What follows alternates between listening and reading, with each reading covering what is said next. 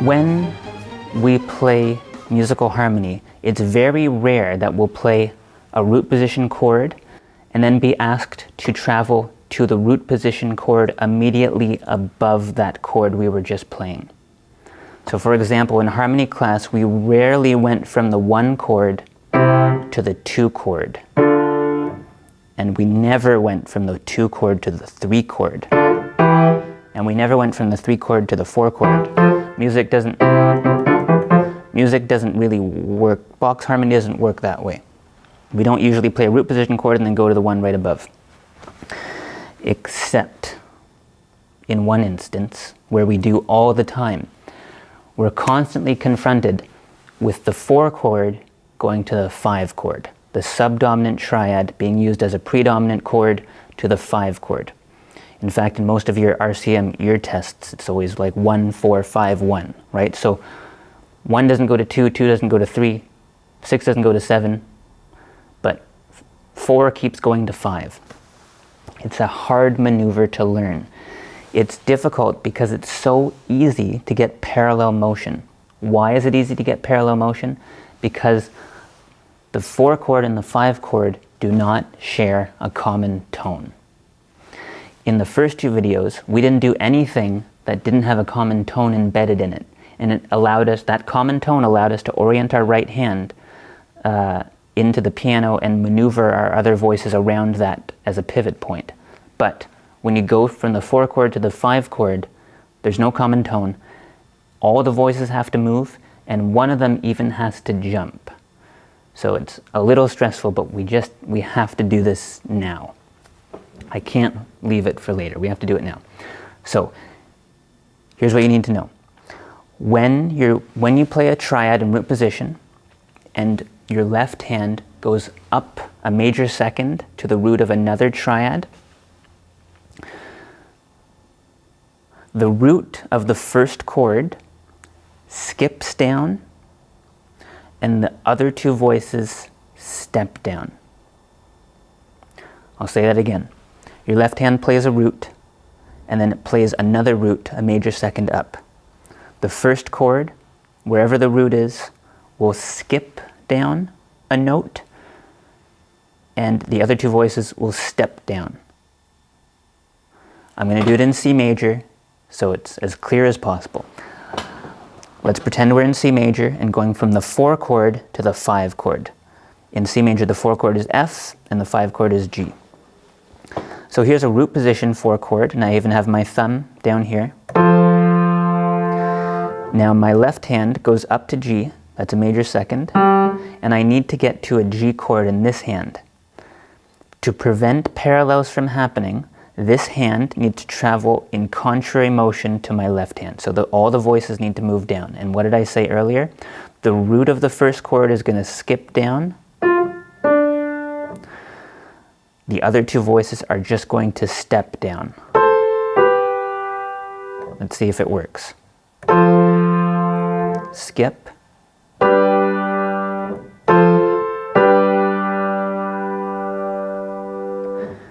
There were no common tones, unfortunately. Let's do it in a different inversion. F, now the root is up here, so this root has to skip down, the other 2 voices step. See that skip?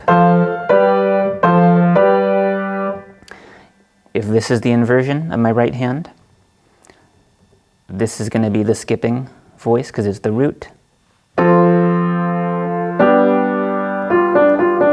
There's the skip. Same thing if we were in C minor. I'll play an F minor chord in C minor, and I'll go to the 5 chord and I'll make sure to raise the leading tone. The root still skips down. The skip happened towards my left hand. Oops. And these voices again moved towards my left hand, creating contrary motion.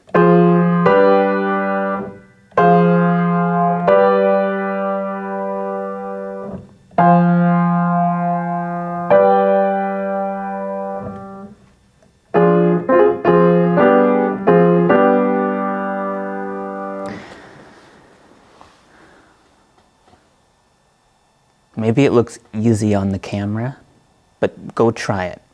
It's harder than you think. And you still have to try and make all the lines sound legato. So even though you have one voice skipping, you should try to make the other two stepwise motion voices. Don't use the same finger. Try to keep it as legato as possible. Now that we've done that, we can now do a descending third sequence. Hooray. And it's really, really good for us to practice a descending third sequence right now because it perfectly combines the first two videos with this video. Because in a descending third sequence, there's two maneuvers. There's the root motion of a fifth, which was the first two lessons, and there's root motion of a second, which was this lesson. And we can combine it, and we are forced to alternate back and forth. Now, so this is really exciting. Maybe it's not exciting because some of you may know that a descending third sequence is Pachelbel's canon, and you might have heard that so many times that you never want to hear it again, but I'm sorry, it's just, this is good to do for now. So, remember, the left-hand pattern for a descending third sequence is down a perfect fourth, up a second, down a fourth, up a second, down a fourth. So fourth, second, fourth, second, down a fourth. Now we know that a fourth is equivalent to a fifth. So we can use the right hand maneuver that we learned, that we associated with root motion of a fifth, even when our left hand is traveling the root motion of a fourth. So if I'm going from C to G,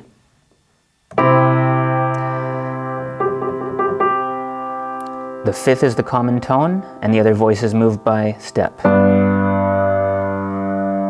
That's the easy motion.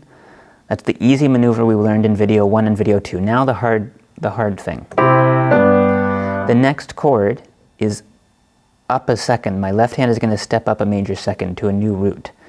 Now this is the hard one. When our left hand moves up a second, what did I say happens? The root of the chord we start on skips down, the other two voices step down towards our left hand. So G going to A minor.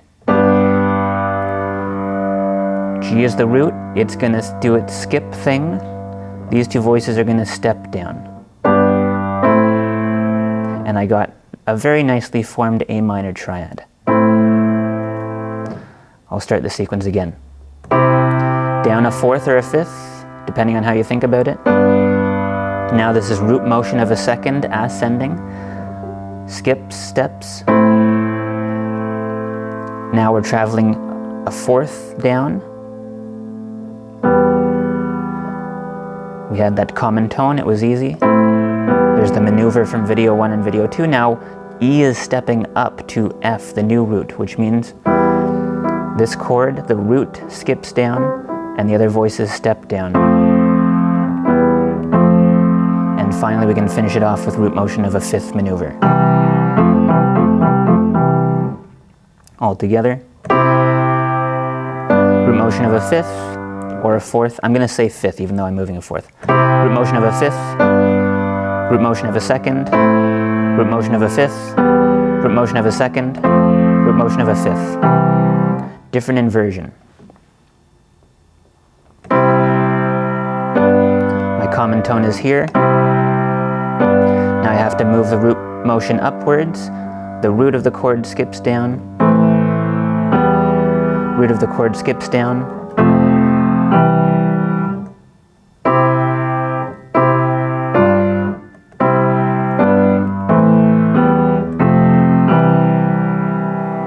Same thing if this was in C minor.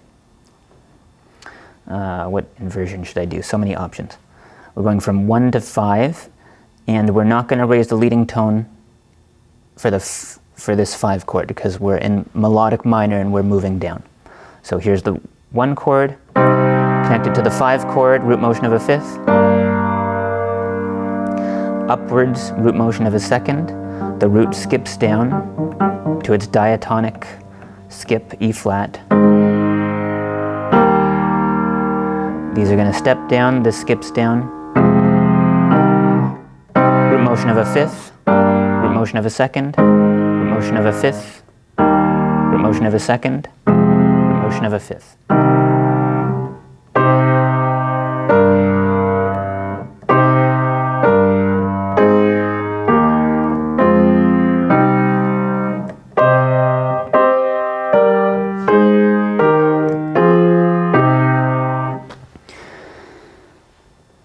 have to do it in every key. D minor, E minor, F minor, G minor,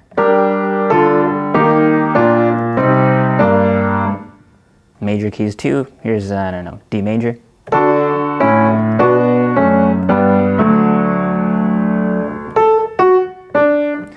that's interesting. The common tones form a D major triad.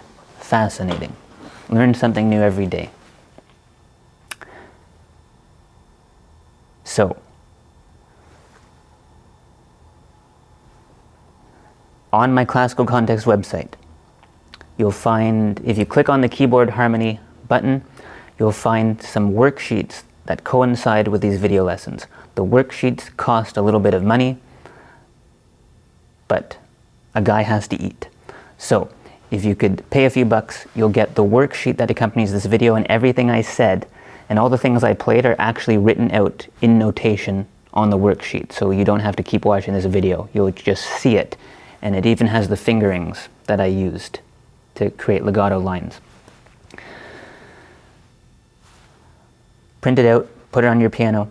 Practice these chord progressions in every key with your scales and arpeggios. Practice them as you do your technique before your regular piano practice every day, and you'll get good at them. And then once you're done that, you can come back and watch video number 4.